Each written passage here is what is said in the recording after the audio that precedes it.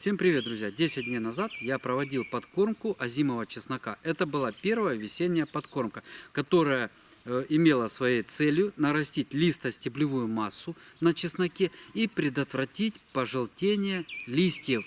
Друзья, в этом видео я предлагаю осмотреть, как подействовала подкормка, ну и дам совет тем зрителям, у кого вдруг появилась такая проблема, как пожелтение листьев на озимом чесноке. Мы с вами разберемся, как это исправить. За прошедшие 10 дней чесночок достаточно активно получил развитие. Понятное дело, что идет тепло, весна, все подрастает, но нельзя сбрасывать со счетов и эффективность проведенной 10 дней назад подкормки. Если у вас растения выглядят похуже, чем у нас, все-таки желтеют, медленно развиваются, несмотря на хорошую погоду, то я бы советовал повторить предыдущую подкормку, и тогда растения уверенно тронутся в рост.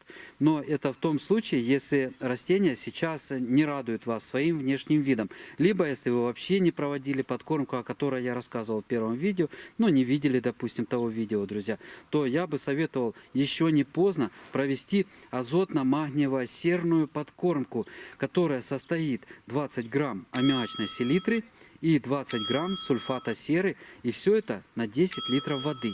Друзья, вот именно эти три элемента, азот, магний и сера, которые и позволяют нам получить хорошо развитую листостеблевую массу, причем зеленого цвета. Если листья вот у маленького растения пожелтеют, то дальнейшее их развитие под большим вопросом. Дальше желтый лист расти не будет, он остановится в развитии. А что это значит? Друзья, вот головка на чесноке укрупняется во многом благодаря нарощенной листостеблевой массы.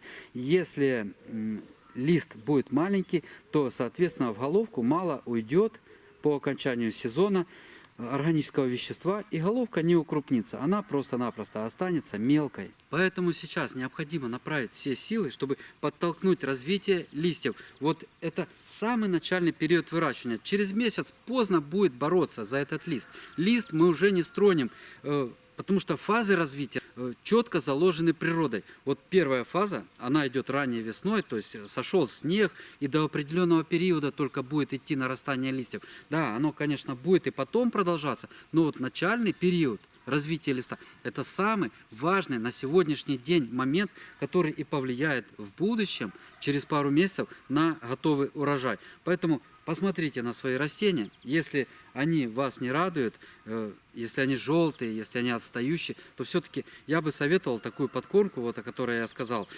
сульфат магния и плюс аммиачная селитра, провести своим растениям. Причем проводите не просто поверхностно, а канавочку, и доносим локально под корешок. Прямо под корень, на глубину залегания корневой системы. Вот, собственно, все, что хотел сказать в этом видео, друзья. Не поздно еще поменять ситуацию, проведя такую подкормку, и получить в оконцовке хороший результат.